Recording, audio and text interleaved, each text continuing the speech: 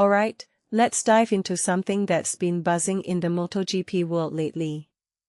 Jack Miller's recent performance at Silverstone has everyone talking, and personally, I think there's a lot more to unpack here than just the race results. So, here's my take on it. First off, let's address the elephant in the room, that 30-second gap.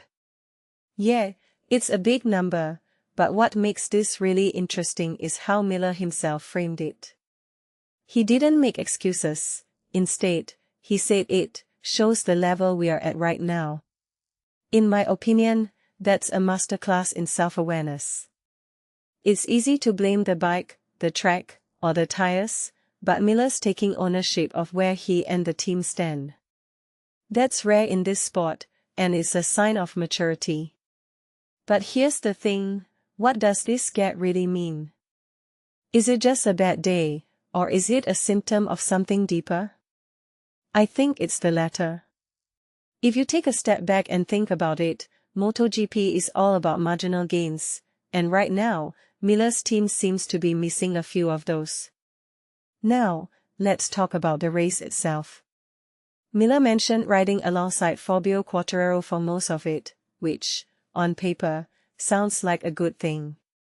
But here's where it gets tricky. Quartararo ended up with a penalty, and even then, Miller was still behind.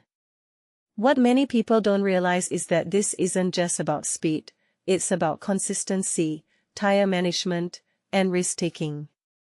Miller admitted that pushing harder in the corners or braking later starts to take a toll in the second half of the race. From my perspective, this highlights a bigger issue, the team's inability to maintain performance over the full race distance.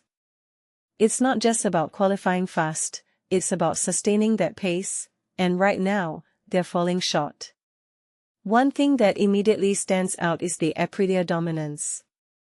Raul Fernandez leading an Aprilia podium? That's not a fluke. Miller himself pointed out how well Aprilia manages tires, and I think this is where the real lesson lies. Tire conservation isn't just about the rubber, it's about the entire package, the bike, the setup, and the rider's style. What this really suggests is that Aprilia has cracked a code that others are still trying to figure out. And if you ask me, this is where Miller's team needs to focus their efforts. It's not just about catching up, it's about understanding what makes Aprilia so effective. Now, let's talk about the broader implications.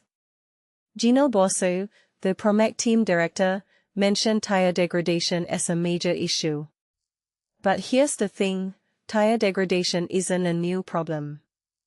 Every team deals with it, so why is it affecting Miller more than others? Personally, I think it's a combination of factors, the bike's setup, Miller's riding style, and maybe even the team's strategy. What makes this really interesting is that it's not just about fixing one thing, it's about rethinking the entire approach.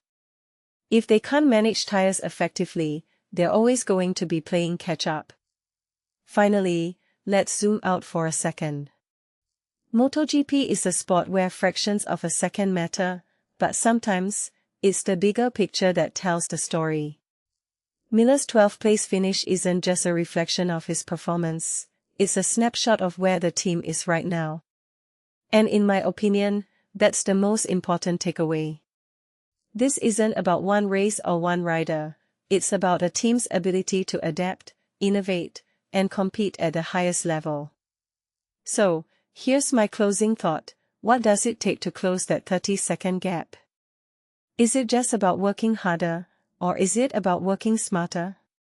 I'd love to hear your thoughts in the comments below. Until next time, keep the throttle wide open.